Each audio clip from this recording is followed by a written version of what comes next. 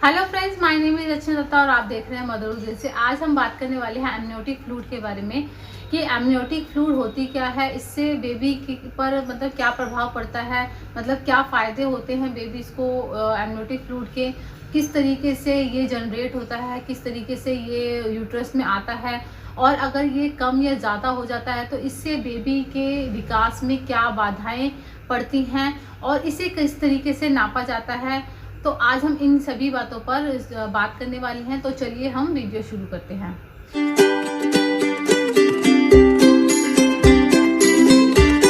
देखिए, सबसे पहले हम बात कर लेते हैं कि एमनियोटिक फ्लूइड होता क्या है।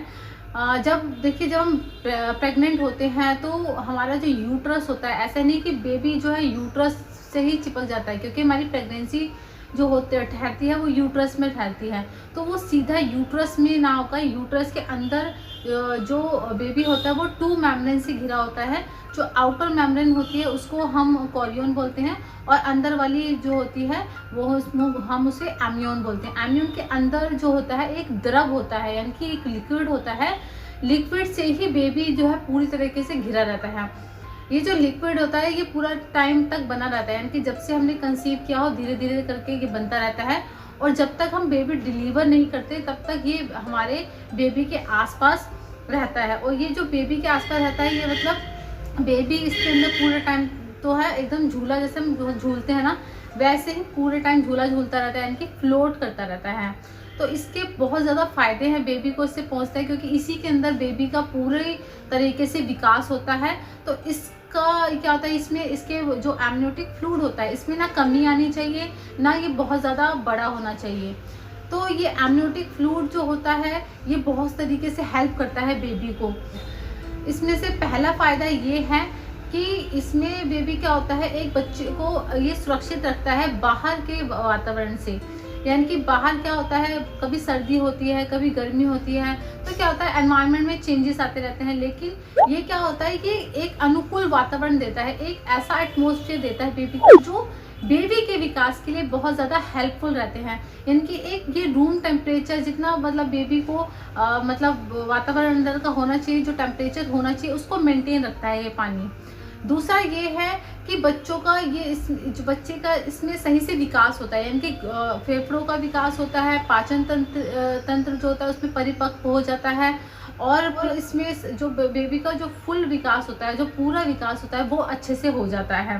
प्लस इसका तीसरा कारण ये है, इसमें क्या होता है अगर ये जो आपकी एमनियोटिक फ्लूइड है ये अच्छे से है तो इसमें क्या होता है बेबी को जितनी ज़्यादा अच्छे से एमनियोटिक फ्लूइड होगी, यानी कि ठीक मात्रा में एमनियोटिक फ्लूइड होगी, तो इससे बच्चे को यूट्रस में जो है तब पूरा अच्छे से स्पेस मिलता है, फ्री मूवमेंट के लिए स्पेस मिलता है। इससे क्या होता है बच्चा अच्छे से अपना हाथ पैर मार सकता है। तो एक तो स्पेस मिलता है, दूसरा ये क्या होता है जब हमारी डिलीवरी होने वाली होती है तो प्लेसेंटा पर दबाव नहीं डालता। अगर प्लेसेंटा पे दबाव पड़ता है इससे क्या होता है बहुत ज़्यादा प्रॉब्लम्स हो सकती हैं, तो इसीलिए ये क्या होता है दबाव नहीं पड़ने देता। नेक्स्ट ये क्या होता है जब हमारी डिलीवरी होने वाली होती है तो ये एक सर्विक्स को खोलने में हेल्प करता है। उसका नेक्स्ट फ़ायदा है, देखिए जब हमारा जो थैली होती है, जो सैक होती है वो फटती है, तो ये क्या होती है जो पानी होता है उसमें एंटीसेप्टिक प्रॉपर्टीज़ होती है जो कि हेल्प करती है उसको साफ़ करने में। जो जिस ट्रैक से बेबी को निकलना होता है उस ट्रैक को बिल्कुल साफ़ कर देती है, जिससे कि बच्चे को इन्फेक्शन नहीं होता।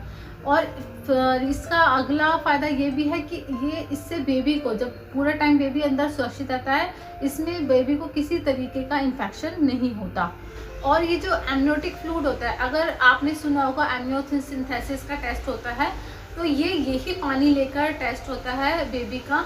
जो मतलब अगर किसी बेबी में डाउन सिंड्रोम है या किसी तरीके की प्रॉब्लम है, क्योंकि मेरा भी ऐसा टेस्ट हो चुका है एमनियोसिंथेसिस का, अगर आपको टेस्ट कहा गया है तो यही जो एमनियोटिक फ्लूइड होती है इसी का जो टेस्ट जो है इसी का ही पानी निकाला जाता है आपके यूट्रस से और यही पानी जो है टेस्ट के लिए जाता है।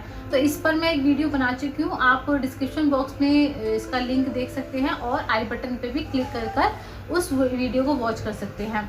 तो इसके क्योंकि इस पानी में क्या होता है बेबीज़ के सेल्स भी होते हैं, तो इस जो पानी होता है ना इसके द्वारा हम पता लगा सकते हैं हमारा बेबी कितना अच्छा है, मतलब कितना डेवलप्ड हो गया है, यानी कि बेबी में कोई प्रॉब्लम तो नहीं है।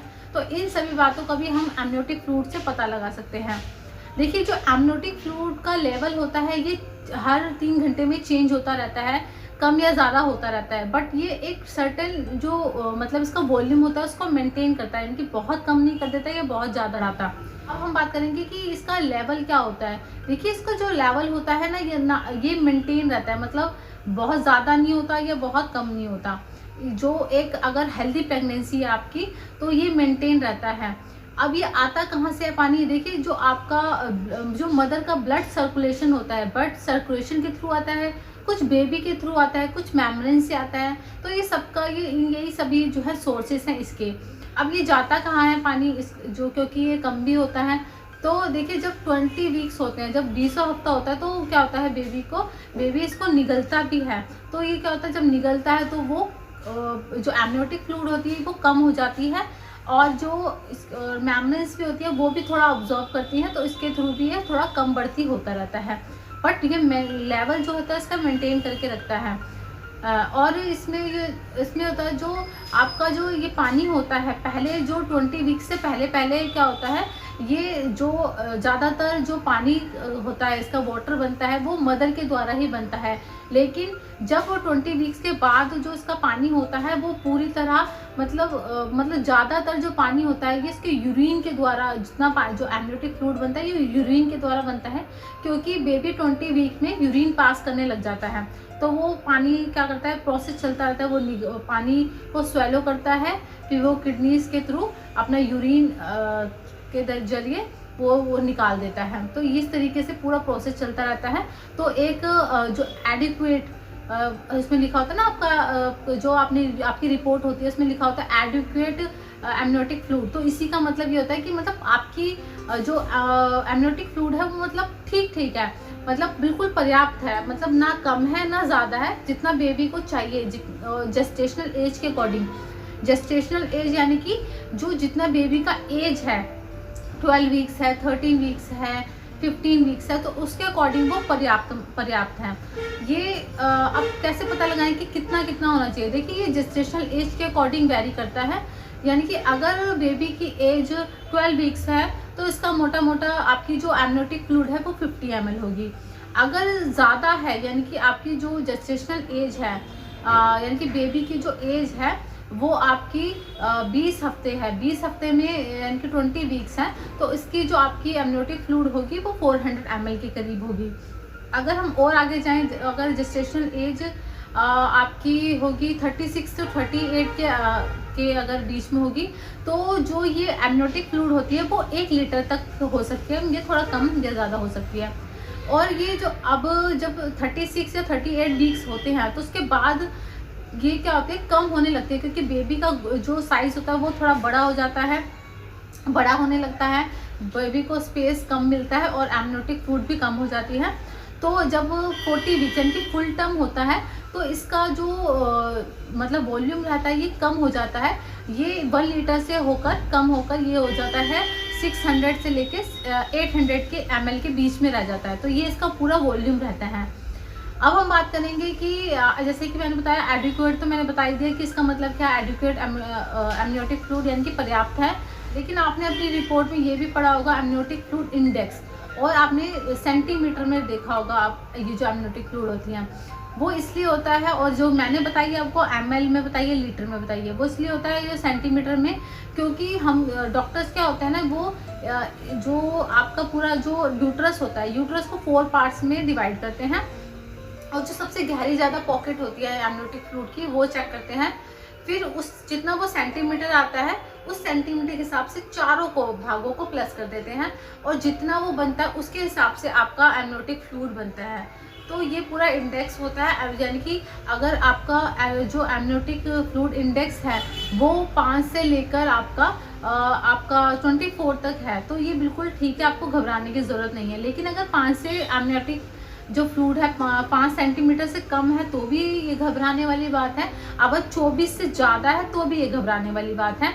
तो इस पर मैं अलग से वीडियो आपको बनाऊंगी कि क्या मतलब चीज़ें हो सकती हैं, किस तरीके क्यों ये कम होता है, और कम होने से एक बेबी पे क्या प्रभाव पड़ता है, तो इन सभी बातों पर हम वो नेक्स्ट वीडियो में हम बात करेंगे, क्योंकि अलग से ही मतलब बड़ा टॉपिक है। तो इसमें आपको समझ नहीं आएगा, क्योंकि ये वीडियो भी बहुत ज़्यादा लंबी हो जाएगी। तो ये था इस वीडियो में। आई होप आपको वीडियो पसंद आई होगी। अगर वीडियो पसंद आई है तो प्लीज़ लाइक कर दीजिएगा वीडियो को, और चैनल को ज़रूर सब्सक्राइब कीजिएगा फॉर मोर वीडियोस, और शेयर कीजिएगा सभी तक। चलिए मिलते हैं नेक्स्ट वीडियो में, तब तक के लिए take care and bye bye. Thanks for watching.